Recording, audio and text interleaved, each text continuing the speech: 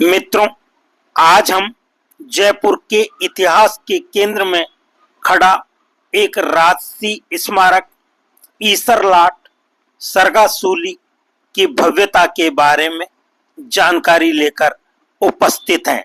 ईसरलाट जयपुर नगर के निर्माता महाराजा सवाई जयसिंह द्वितीय के ज्येष्ठ पुत्र सवाई ईश्वरी सिंह एवं द्वितीय पुत्र सवाई माधो सिंह प्रथम के बीच जयपुर महाराजा पद के लिए सन 1749 में युद्ध हुआ।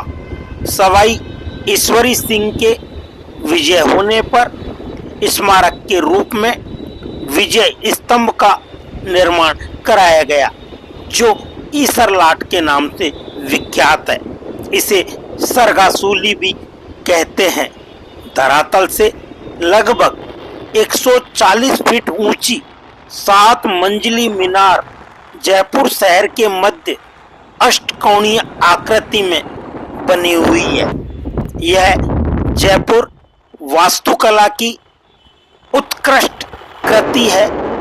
इसकी सर्वोच्च मंजिल से जयपुर शहर के विहंगम दृश्य का चहुमुखी अवलोकन किया जा सकता है। जयपुर के त्रिपोलिया बाजार में सीना ताने खड़े इठलाते इस विजय स्तंभ को लोग ईसरलाट के नाम से जानते हैं। लोग इसे जयपुर के कुतुब मीनार के नाम से भी जानते हैं। जयपुर के पूर्व महाराजा सवाई जयसिंह की मृत्यु के बाद उनके ज्येष्ठ पुत्र ईश्वरी सिंह से राज्य हड़पने के लिए उनके सौतेले भाई ने 2 बार कोशिश की और दोनों ही बार ईश्वरी सिंह की ही विजय हुई।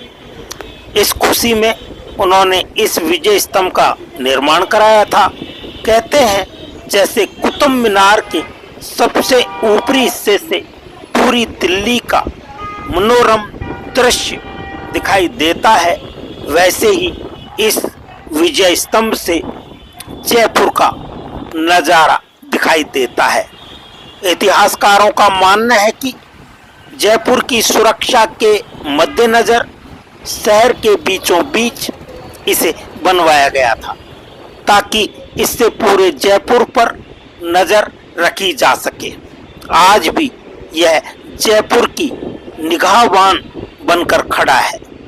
यह जयपुर के प्रमुख पर्यटन स्थलों में से एक है।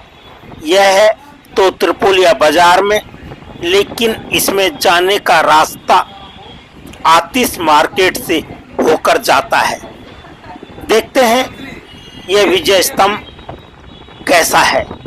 सरगासूली के नाम से प्रसिद्ध इस विजय स्तंभ का असली नाम ईसरलाट है। दरअसल इसे जयपुर के पूर्व महाराजा ईश्वरी सिंह ने बनवाया था, इसलिए इसका नाम ईसरलाट पड़ा। इसकी लंबाई 140 फीट है। इसमें 7 मंजिल हैं। स्तंभ में घुमावदार 264 सीढ़ियां हैं। 7 खंडों में बनी इस इमारत की निर्माण शैली राजपूत और मुगल शैलियों का सम्मिश्रण है। मुगल शैली में मस्जिदों के चारों कोनों में बनने वाली मीनारों की भांति ये गोलाकार, ऊंची और शीर्ष पर एक छतरी ली हुई है। गुलाबी नगरी यानी परकोटा इलाके के बीच स्थित होते हुए भी इसका रंग पीला है। अपने समय की इस अजूबा इमारत का निर्माण राजशिल्पी गणेश खोबान ने किया था। ईसरलाट के छोटे प्रवेश द्वार में प्रविष्ट होने के बाद एक संकरी गोलाकार गैलरी घूमती हुई ऊपर की ओर बढ़ती है। हर मंजिल पर एक द्वार बना है जो मीनार की बालकोनी में निकलता है।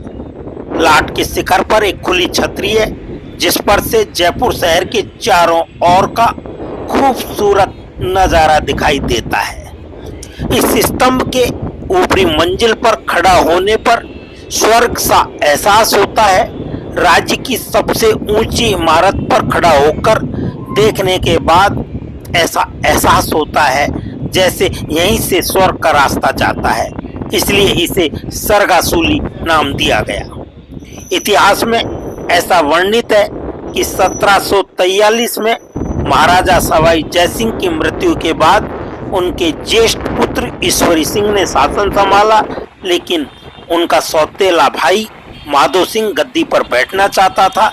माधो सिंह ने अपने मामा उदयपुर के महाराणा और कोटा व बूंदी नरेशों के साथ मिलकर 1744 में जयपुर पर हमला कर दिया, लेकिन ईश्वरी सिंह की प्रधानमंत्री राजा मल खत्री और धूला के राव ने करारा जवाब देते हुए हमला विफल कर दिया।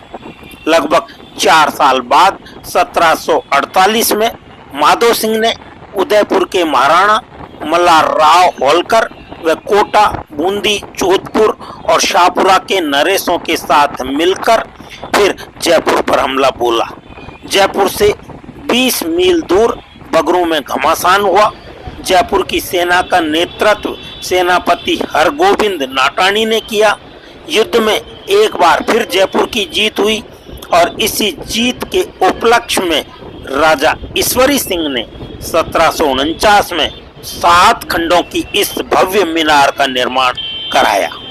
ईसर लाट का निर्माण वास्तुशास्त्र के सभी नियमों का पालन करते हुए किया गया था। छोटा सा दरवाजा 264 सीढ़ियों की ओर जाता है जो सीधे टावर के शिखर तक ले जाती है। गोलाकार सीढ़ी को इस तरह से डिजाइन किया गया है कि क्रॉस सेक्शन के काम के कारण टावर के अंदर ताजी हवा और रोशनी आती रहती है। बाद में इस टावर का उपयोग निगरानी टावर के रूप में किया गया। टावर की सभी 7 मंजिलों में बालकनी है और नीचे शहर का नजारा देखने के लिए खिड़कियां भी लगी हैं। अपनी ऊंचाई और स्थान के कारण सरगासूली टावर से गुलाबी शहर के सभी प्रमुख स्थल और स्मारक दिखाई देते हैं।